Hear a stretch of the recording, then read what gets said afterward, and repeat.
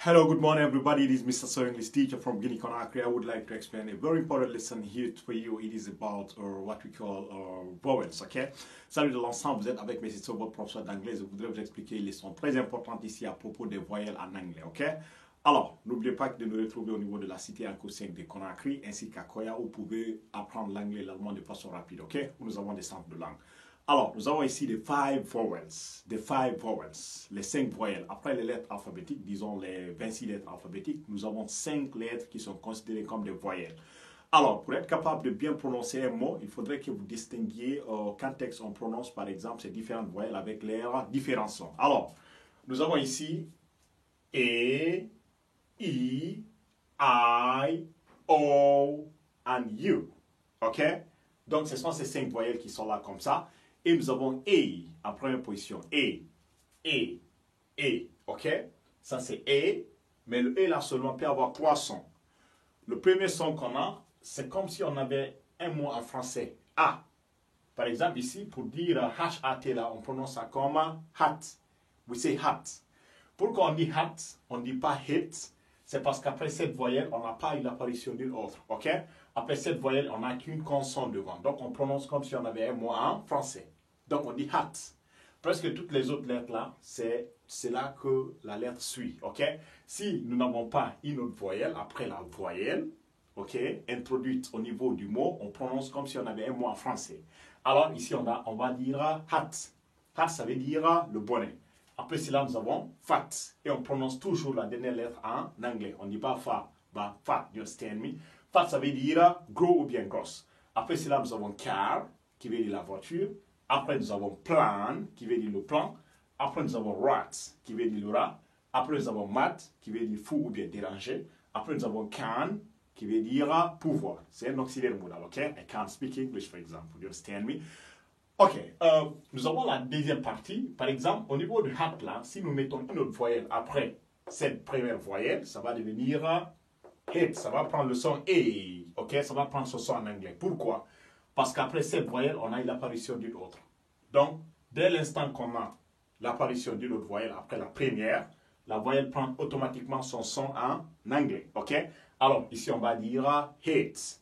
Hate, ça veut dire détester ou bien haïr. Après, nous avons fit, qui veut dire le destin. Après, nous avons care, qui veut dire prendre soin. Care, ça veut dire le soin. Hein? Soin, care. Plane, ça veut dire l'avion. Après, nous avons rate, qui veut dire le taux de natalité, par exemple, taux de mortalité. Après, nous avons made, qui veut dire fabriquer. Après, nous avons can, qui veut dire un conteneur. You understand me? OK? Un contenant, OK? Conteneur and so on, right? Donc, le troisième son, on a A. Si on a A plus Y en anglais, ça donne le son A. OK? Partout on a A, Y en anglais, c'est A qu'on dit. A. Alors ici, on va dire day, qui veut dire le jour. C'est pour ça qu'on dit Monday, Tuesday, Wednesday, and so on, right? You understand me? Après, nous avons play, qui veut dire jouer. Pay, qui veut dire payer. Say, qui veut dire. Pray, qui veut dire prier.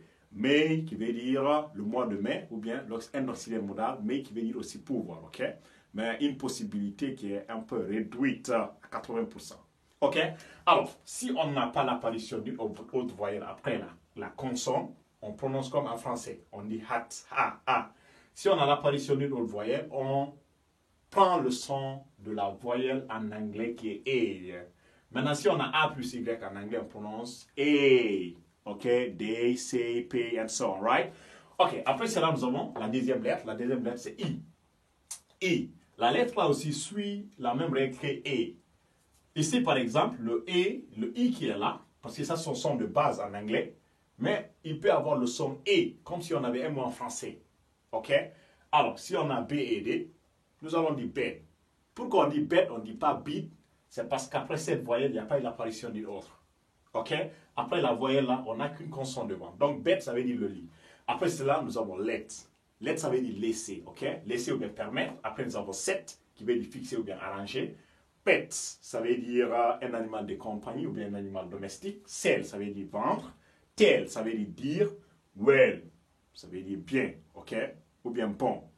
How is your family? My family is doing well. OK? You understand me? Après, nous avons dress, ça veut dire s'habiller. OK?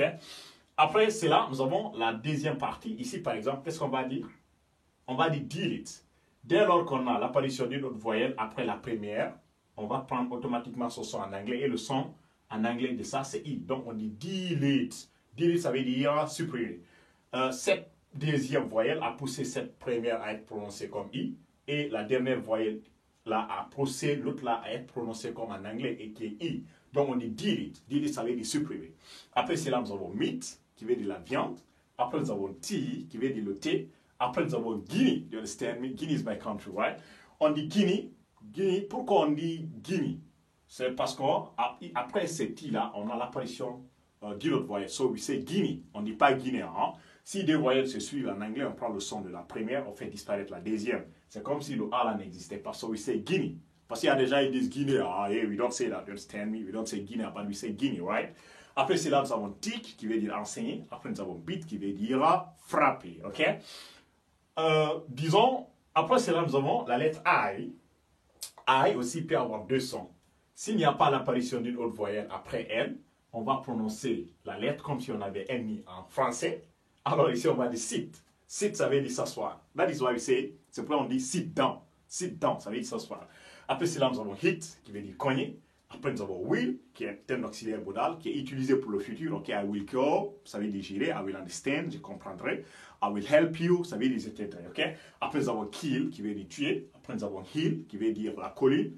Après, nous avons sick, qui veut dire malade. Well, I'm sick today, right? Ok, mais si on a l'apparition d'une autre voyelle après la première, on prend automatiquement son son en anglais. Et disons, le son de ça en anglais, c'est I. Alors, ici, ça va devenir quoi? Site. Si on ajoute et au niveau d'ici, ça devient site. Site, ça veut dire le site, like website. Ok, website, ça veut dire le site web. Hein? On ne dit pas website, but we say website. You understand me? Après cela, nous avons like, qui veut dire aimer. Après, nous avons bike, qui veut dire, disons, le vélo. Après, nous avons mic, qui veut dire le micro. You understand me? I have a mic. You understand? I hold a mic. Après, nous avons lie, qui veut dire mentir. Après, nous avons die, qui veut dire mourir. OK? Mais, il y a une petite exception ici. Si vous avez le GHT après le I, on prononce le I comme I, comme en anglais. OK? Bien que c'est les consonnes seulement qui sont là. G est une consonne, H est une consonne et T est une consonne. C'est une exception. Sinon, on a dit c'est quand le I est suivi d'une autre voyelle qu'on prononce comme I. Qu'il prend son son, au fait. OK? Mais là, le GHT pousse le I à être prononcé comme I. Alors, we say night, qui veut dire la nuit. Light, qui veut dire la lumière. Oh, we don't have light, you understand me. Fight, qui veut dire se battre ou bien lutter. Might, c'est un auxiliaire modal aussi, ok? Voilà. Une possibilité réduite, ok? Après, nous avons 8, qui veut dire 8. 1, 2, 3, 4, 5, 6, 7, 8. Ok? Alors, si vous avez compris ce que je viens d'expliquer ici, mettez en tête que si vous avez que la voyelle seulement dedans, c'est comme si vous aviez un mot en français, mais dès que vous avez l'apparition d'une autre voyelle après la première voyelle, la voyelle prend automatiquement son son en anglais. You understand me? Donc, il faut revoir ma leçon à propos des lettres alphabétiques, A, B, C, D, and so on, pour que vous soyez bien localisés. Et là, les deux dernières lettres, le O et le U, je vais expliquer ça au niveau de la vidéo précédente. You understand me? I'm going to explain that au niveau de la vidéo suivante, ok? I'm very sorry, je suis désolé. Au niveau de la vidéo suivante, je vais vous expliquer le O et le U, ok? Donc, faites en sorte de partager cette vidéo pour que d'autres personnes puissent la voir. Et n'oubliez pas de nous rejoindre au niveau de nos centres de langue. You understand me? So, it was Mr. Sawyer, English teacher. But don't forget to do something here. N'oubliez pas de faire quelque chose ici. Exercise. On dit pronounce these words below. On dit de prononcer ces mots ci-dessous. On a ici ça. Ça. Vous allez vous référer de ce que j'ai expliqué ici. Vous allez prononcer ça pour moi correctement, ok? Mais faites attention. Est-ce que c'est la voyelle seule qui est là? Ou bien la voyelle est suivie d'une autre voyelle? Ou bien on a A plus Y? Tout ça là, il faut prêter avant de prononcer. Vous faites ça en audio, vous ramenez dans le groupe, ok? So, it was Mr. Sawyer, English teacher from Guinea-Conakry. Thank you so much and see you next time. Thank you.